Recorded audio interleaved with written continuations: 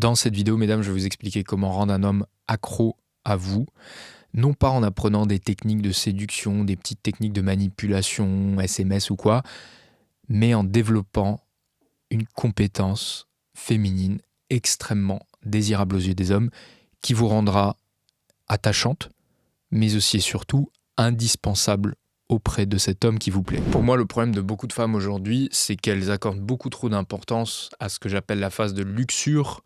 Elles investissent beaucoup trop d'énergie sur toutes ces techniques de séduction pour frustrer l'homme, pour générer du désir chez lui, à travers aussi l'apparence, le maquillage, toutes ces choses qui sont importantes évidemment, mais qui ne vous permettent pas de travailler sur l'attachement, qui vous permettent peut-être parfois effectivement de rendre un homme entiché, de faire en sorte qu'un homme s'entiche, qu'il ait du désir, mais non pas qu'il s'attache réellement et profondément à vous. Et c'est pourquoi moi aujourd'hui je veux vous vraiment focaliser sur des compétences fondamentales, des choses que vous allez pouvoir exprimer très tôt dans la relation avec lui et qui vont vraiment changer profondément sa manière de vous voir, de vous considérer, et qui vont lui faire se dire qu'il a face à lui une femme partenaire, une femme avec laquelle on s'engage sur le long terme, une femme qu'on ne peut pas remplacer, une femme qu'on garde pour une vie et non pas seulement pour une nuit. Et pour moi, tout cela, ça passe par le charme féminin. Vous devez absolument travailler sur votre charme féminin. C'est-à-dire, vous devez incarner cette femme qui, lorsque nous les mecs, on vous voit, on se dit « Putain, c'est pas la nana la plus belle, mais putain, elle a un truc. » On sait pas expliquer quoi, on sait vraiment pas mettre les mots dessus, mais elle a un truc. Et pendant des années, je savais pas mettre les mots dessus, et avec mes potes, on était là à se dire « Putain, ouais, elle a un truc, j'avoue, elle a un truc. » On était toujours d'accord, en fait, c'était unanime. Il y avait des fois des femmes qui nous mettaient tous d'accord. On se disait, ouais, toi aussi, tu trouves elle a un truc, hein, toi aussi. On savait, c'est pas la plus belle. On se disait, ouais, c'est marrant, pourtant, c'est pas la plus belle. Mais elle a un truc et on savait pas quoi. On savait pas le dire. Et moi, j'ai passé les 12 derniers mois à essayer de comprendre c'est quoi ce truc. Et donc, c'est ce qu'on va voir, c'est ce qu'on va voir maintenant. Et c'est ça vraiment que vous devriez vous poser comme question. Comment je fais pour avoir ce truc qui lui font se dire, à cet homme-là, j'ai une femme que je ne peux pas remplacer. J'ai une femme qui dégage quelque chose en plus, c'est pas son physique. Vous devez comprendre que devenir une femme charmante, déjà c'est un travail, c'est pas juste apprendre 2-3 techniques et puis balancer des petites techniques, des petits messages, des petits textos qui vont éveiller je ne sais quoi chez lui. Devenir une femme charmante, c'est incarner quelque chose au quotidien, c'est pas juste pour un mec. Évidemment, on va tout faire pour rendre cet homme-là accro, mais c'est aussi quelque chose qui doit se vivre au quotidien. Et surtout, c'est quelque chose qui risque d'attiser la jalousie des autres femmes. Parce que lorsque vous devenez réellement charmante, tout comme lorsque vous êtes une très belle femme, vous le savez, mesdames, vous attisez la jalousie, vous attisez la haine parfois des autres femmes. Donc il faut se préparer à cela. Écoutez, pour moi, le premier principe pour devenir une femme charmante, qui transpire le charme féminin, c'est vraiment d'arriver à rentrer dans cette mentalité dispensatrice de plaisir. Vous devez apprendre à dispenser du plaisir à gogo. Et je sais, ça va aller à l'encontre de ce qu'on vous a dit, ça va aller à l'encontre de ce que vous pensez, parce que vous allez me dire, oui, mais j'ai pas envie d'être acquise, les hommes, tu leur donnes ça, ils prennent ça, etc. Ça, déjà, c'est pas du tout charmant. Cette mentalité comptable, rapia, en amour, c'est pas charmant. Tout comme vous, d'ailleurs, vous ne trouvez pas charmant un homme qui n'invite pas, qui n'est pas dans l'abondance, dans sa manière d'être avec vous, dans sa manière de vous inviter, de vous faire rêver. Eh bien, c'est pareil, mesdames. Vous aussi, vous devez être dans une forme d'abondance avec les hommes, d'abondance de plaisir, dispenser du plaisir, de donner, donner, donner, et ensuite recevoir. Et attention, je ne suis pas en train de vous parler de donner sexuellement. Je ne parle pas forcément de cela. Je ne pense d'ailleurs même pas à cela, en fait. Je pense probablement à tout sauf le sexe, c'est-à-dire de donner beaucoup rapidement et assez tôt dans la relation. Je vais vous donner des exemples. Eh bien déjà, ça passe par l'apparence. Vous devez apprendre à être dispensatrice de plaisir, déjà à travers l'apparence. Pas tout d'un coup, évidemment, de manière progressive. c'est là que ça devient justement intéressant, c'est là que ça devient charmant. C'est cette capacité à offrir à un homme progressivement, au fur et à mesure des rencarts, des rendez-vous, une autre facette de vous au niveau de l'apparence. Je vous donne un exemple tout con. Et je ne sais pas si elles l'ont fait exprès, vous me direz dans les commentaires, c'est quelque chose que vous avez l'habitude de faire, mais j'ai déjà eu dans des rendez-vous avec des femmes qui, lors du premier rendez-vous, venaient habillées en basket, de manière assez mignonne, mais bon, sans être trop maquillées, sans avoir fait trop d'efforts sur l'apparence. Et lors du deuxième rendez-vous, je voyais qu'il y avait eu un upgrade au niveau de l'apparence. Il y avait un peu plus de maquillage, il y avait peut-être du rouge à lèvres, et puis il y avait peut-être des talons. Il y avait peut-être une robe, là où la fois d'avant, j'avais eu un jean et des sneakers. Et là, je me dis, waouh! Ah ouais, ok, j'ai mérité d'obtenir ça.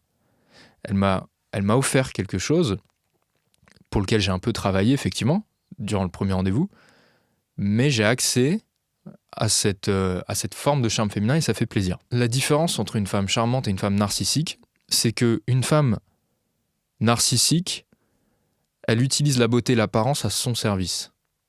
Une femme charmante, elle utilise la beauté à mon service, moi l'homme.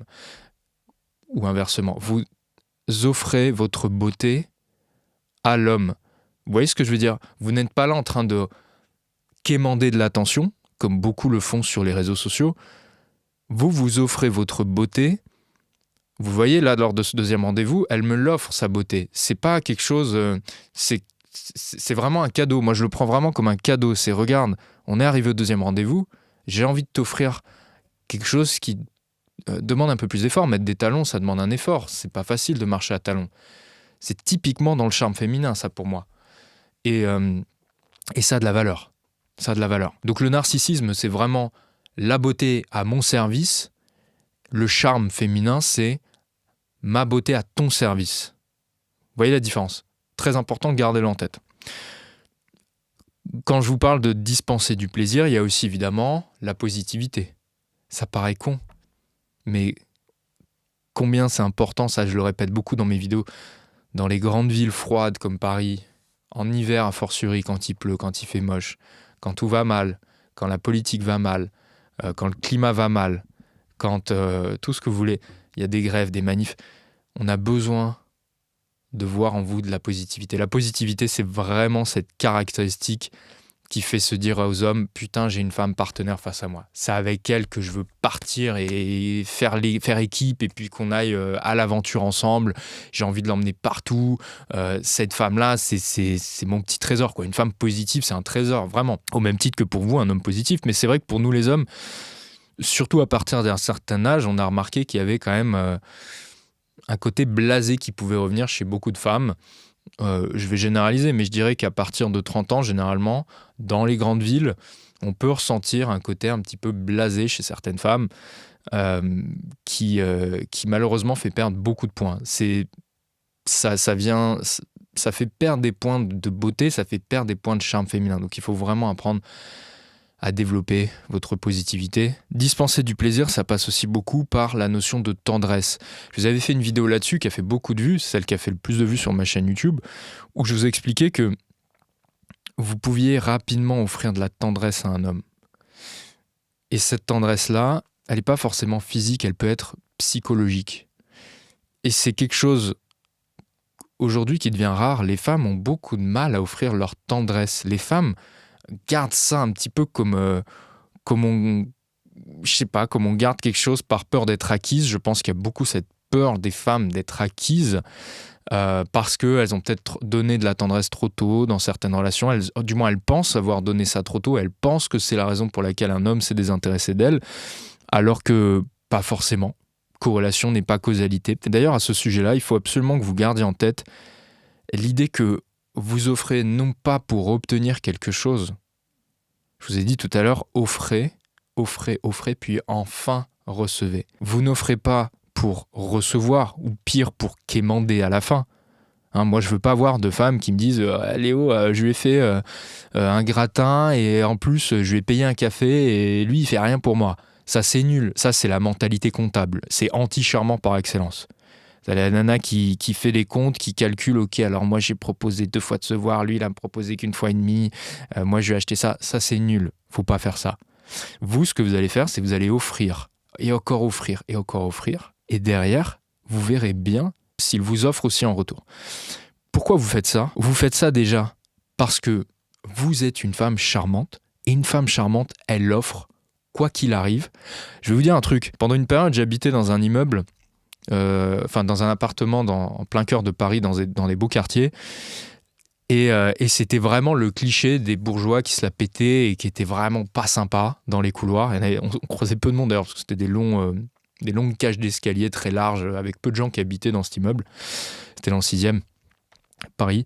Et en fait, à chaque fois, je croisais quelqu'un. Je leur disais bonjour, voilà, un grand sourire, machin. Et à chaque fois, on me répondait soit de manière froide, soit on me répondait pas. Et une fille avec qui j'étais à l'époque me disait mais pourquoi tu continues à leur dire bonjour ? Ils te répondent jamais. Et je dis mais parce qu'en fait, encore une fois, je le fais pas pour eux, je le fais parce que moi, je suis bien éduqué. Moi, je suis comme ça. Moi, je tiendrai la porte quoi qu'il arrive. Je ferai... Encore une fois, j'y peux rien si ça rayonne autour de moi. Tant mieux pour les gens, qu'ils soient gentils ou pas gentils, mais je le ferai parce que c'est dans ma nature. Et parce que je veux que ça fasse partie de ma nature. Et je veux que ça fasse partie de votre nature, de femmes charmantes, de femmes féminines, que d'offrir au niveau de votre apparence, que d'offrir au niveau de votre positivité, au niveau de votre tendresse. La tendresse, elle n'est pas forcément physique, elle n'est pas forcément... je vous demande pas de caresser la cuisse d'un homme, mais elle est psychologique. Cette tendresse psychologique, cette tendresse que vous avez dans votre discours quand vous écoutez un homme. Je veux que vous offriez ça aux gens.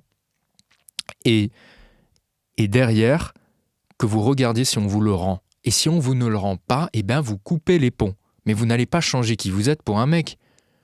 Vous êtes une femme charmante, et tant mieux pour les gens autour de vous. Mais si lui n'est pas foutu de vous rendre la réciprocité à un moment, si lui n'est pas foutu lui aussi d'offrir et de rentrer dans cette mentalité d'abondance tous les deux, parce que c'est ça le but. Le but, c'est pas de calculer, toi t'as donné quoi, moi j'ai donné ci, etc. C'est pas de faire les comptes. Le but, c'est d'offrir, c'est de mettre le maximum au milieu. Et si le mec que vous avez en face de vous n'est pas dans cette logique-là d'abondance, eh ben il a échoué le test et vous passez au suivant. Mais vous ne changez pas pour un homme. Et ça, c'est le pire piège dans lequel je vois tellement de femmes tomber. De se dire, ouais, mais Léo, moi, le mec précédent, il a fait ça, il m'a fait un sale coup, etc. Alors du coup, maintenant, je donne plus rien au mec. Maintenant, j'arrive comme ça, etc. Et puis, vous arrivez les poings fermés, soit lors de vos rendez-vous, soit dans vos débuts de relation. Et vous n'êtes pas charmante. Et vous ne faites que susciter chez l'homme en face de vous de la méfiance. Parce que vous-même, vous arrivez avec de la méfiance. Ça tue le charme féminin. Et je pense qu'il y a beaucoup de femmes aujourd'hui qui sont dans cette méfiance-là, surtout les plus jeunes. Les plus âgés, je pense que les plus âgés sont plus dans une logique de compétition avec les hommes. Et les plus jeunes, les nouvelles générations, les générations Z, sont pour le coup, elles, beaucoup plus dans une logique de méfiance. On leur a bourré le crâne avec les hommes sont mauvais, les hommes sont de potentiels agresseurs. Et du coup, il y a vraiment une grosse méfiance vis-à-vis de tous les hommes. Il y a un peu un amalgame qui est fait en ce moment. Et malheureusement, il y a des faits d'actualité qui n'aident pas. Je dois le reconnaître, effectivement, l'affaire Mazan, pour celles qui ont suivi, ça n'aide pas. Et je sais que beaucoup de femmes suivent cette histoire terrible. Malheureusement, ça n'aide pas à avoir une image saine des hommes. Mais il faut essayer de travailler là-dessus parce que le problème, c'est que si vous arrivez face à un mec et que vous lui balancez à la gueule, sans même le verbaliser, toutes les expériences négatives et toutes les choses négatives que vous pensez sur les hommes, en fait, ça va créer du ressentiment et ça va couper net le charme féminin. Être dispensatrice de plaisir, ça passe aussi par la conversation.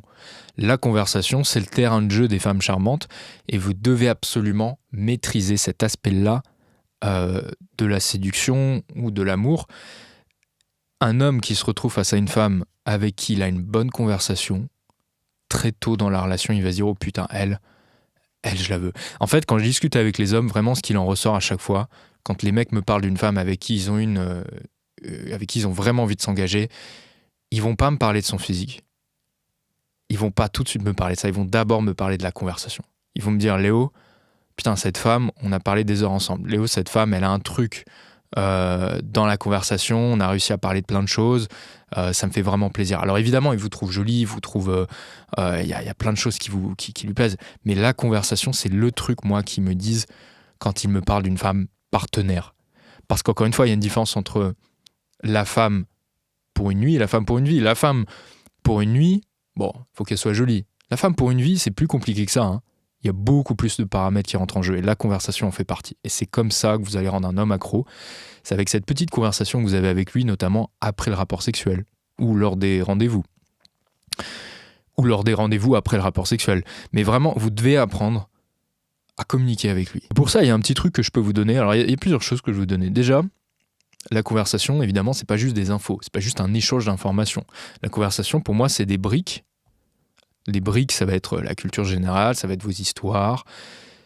Mais ces briques-là, il faut arriver à les lier entre elles avec du ciment. Et ce ciment, c'est la créativité. Ce ciment, c'est la capacité d'association.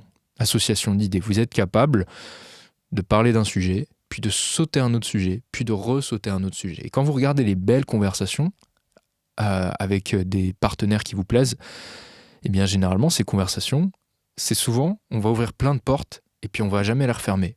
On ouvre une porte, et puis on finit pas le sujet, puis on réouvre une autre porte, et on finit toujours pas le sujet. On réouvre. Et en fait, on se retrouve avec une sorte de conversation en arborescence, comme ça. Et ça, il faut que vous arriviez à le développer. Cette capacité à vraiment sauter d'un sujet à un autre et à parler de plein de sujets avec un mec. Ça, ils adorent.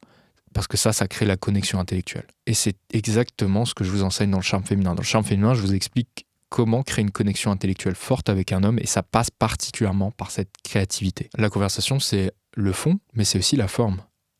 Et tout à l'heure, je vous parlais de tendresse. La tendresse, c'est de toute manière quelque chose que je réutiliserai beaucoup sur cette chaîne YouTube. Pour moi, un concept clé.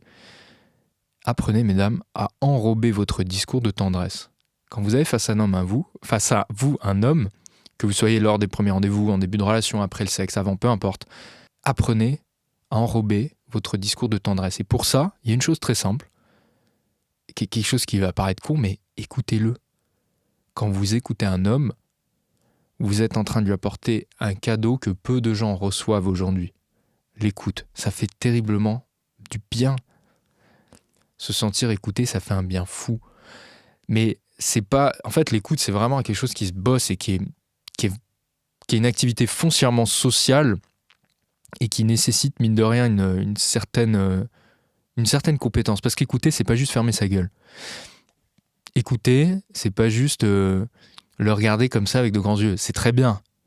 Mais écouter, c'est aussi surtout se mettre à la place de l'autre, l'espace d'un instant. Plus rien autour de vous n'importe. La seule chose qui importe, c'est cet homme que vous avez en face de vous. Vous vivez avec lui l'expérience.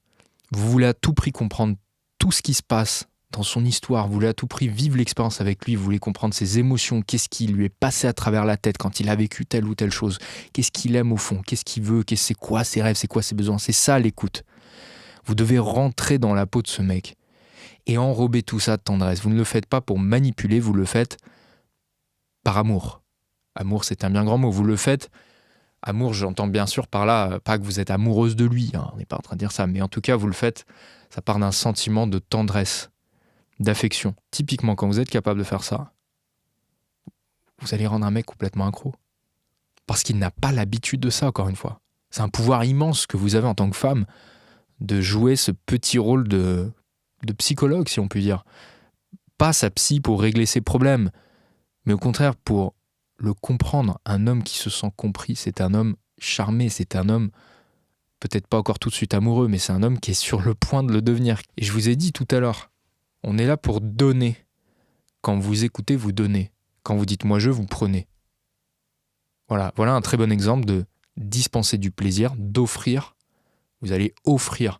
Et seulement lorsqu'on vous rend la parole, vous allez pouvoir prendre. Parce que parler de soi notamment, c'est prendre. Mais quand vous êtes foncièrement focalisé sur l'homme en face de vous, vous êtes en train d'offrir. Et ça, c'est hyper précieux. Enfin, un dernier cadeau dont j'aimerais parler, parce que votre personnalité, votre personnage charmant, c'est un cadeau pour les gens autour de vous, c'est un cadeau pour l'homme autour de vous.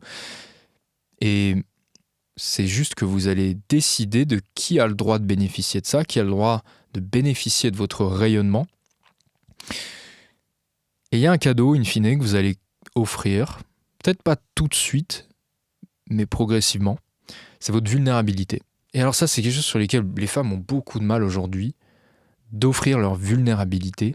Moi, je pense que c'est lié au féminisme. Je pense que le féminisme a vraiment mis dans la tête, bourré dans le crâne des femmes, l'idée qu'elles devaient rentrer en compétition avec les autres hommes et que montrer leur vulnérabilité, finalement, c'est se tirer une balle et être derrière les hommes dans la compétition.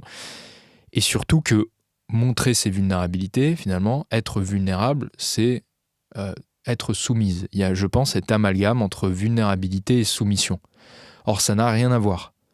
Une femme peut être occuper un poste de haut niveau, par exemple, être grande, être forte même dans un sport, et se montrer vulnérable avec un homme. D'ailleurs, une femme peut décider à qui elle va offrir sa vulnérabilité. Ça, pour le coup, on n'offre pas ça à tout le monde. Autant il y a plein de choses que vous allez offrir autour de vous parce que vous êtes une femme charmante et quoi qu'il arrive, par exemple vos bonnes manières, ça va, tout le monde va en rayonner de cela. Mais votre vulnérabilité, ça, il faut choisir à qui vous allez l'offrir. Et quand un homme accède à cette vulnérabilité, déjà, il faut que ce soit progressif, il y a une manière de le faire. Ça dépend aussi beaucoup de votre âge, ça dépend évidemment de votre statut, ça dépend de plein de paramètres. Exprimer sa vulnérabilité, ce n'est évidemment pas quelque chose que toutes les femmes vont faire de la même manière. Exprimer sa vulnérabilité, c'est pas non plus faire la midinette et cerveler, d'ailleurs, je vous rassure, c'est pas faire l'idiote qui comprend rien, c'est pas ça. Exprimer sa vulnérabilité, ce n'est pas non plus balancer tous vos complexes lors des premiers rendez-vous. Ça, c'est quelque chose que je vois souvent chez les femmes, c'est lorsqu'elles tombent sur un homme qui leur plaît, elles vont très rapidement lui déballer toute leur vie. C'est pas ça la vulnérabilité. La vulnérabilité, c'est pas de parler de toute votre vie, c'est pas surtout pas de montrer vos complexes du doigt, parce que ça, c'est le meilleur moyen pour que le mec se focalise dessus. La vulnérabilité, pour moi, c'est vraiment le pendant féminin de la force. La force masculine, l'énergie masculine, si vous voulez, la virilité a besoin de retrouver une forme de vulnérabilité de l'autre côté. Et plus un homme est masculin, plus il a besoin d'une femme féminine. Et plus un homme est masculin, et plus il a besoin de sentir qu'il peut protéger la vulnérabilité féminine, qu'il peut protéger une femme. Et pour ça, vous devez être capable de lui montrer une partie de vous, une forme de vulnérabilité. Il faut avoir le bon timing, il faut le faire de manière progressive et il ne faut pas tout dévoiler, tout ça, on est bien d'accord. Mais il y a une manière d'exprimer cette vulnérabilité qui peut rendre un homme complètement accro, et particulièrement les hommes masculins. De toute façon, un homme qui n'est pas capable d'apprécier votre vulnérabilité, c'est pas un homme qui est fait pour vous. Et c'est probablement pas un homme qui est fait pour savourer la féminité. D'ailleurs, je pense que toutes les femmes ne sont pas faites pour savourer la masculinité dans toute sa splendeur, et tous les hommes ne sont pas faits pour savourer la féminité dans toute sa splendeur. Et la vulnérabilité, on est vraiment pour moi sur le summum de la féminité, et c'est votre rôle d'être capable de l'exprimer, et c'est son rôle à lui d'être capable de savourer. S'il n'est pas capable de le savourer, tant pis. Mais un homme qui la savoure votre vulnérabilité, c'est un homme qui va devenir accro. C'est un homme chez qui vous allez éveiller en lui un instinct masculin très fort. C'est quelque chose de très fort. Là, on est sur de la biologie, mesdames. On est sur un instinct de protection qui sera encore plus fort chez les hommes masculins et qui va les rendre complètement accros. Qui va éveiller en lui le système dopaminergique, qui va dire « Oh putain, il faut que je la protège, il faut que je l'aide, c'est ma petite demoiselle en détresse, je veux tout faire pour elle. » Et c'est là que vous allez mettre cet homme sur les rails de la relation. C'est par là que ça se passe. Je suis resté un petit peu en surface là sur la vulnérabilité, mais si vous voulez aller plus loin sur cette idée de vulnérabilité et apprendre à développer ça pour rendre un homme accro, cliquez sur le lien en bas de cette vidéo et je vous explique également les autres facettes du charme féminin dont je n'ai pas parlé ici et qui peuvent véritablement rendre un homme amoureux de vous.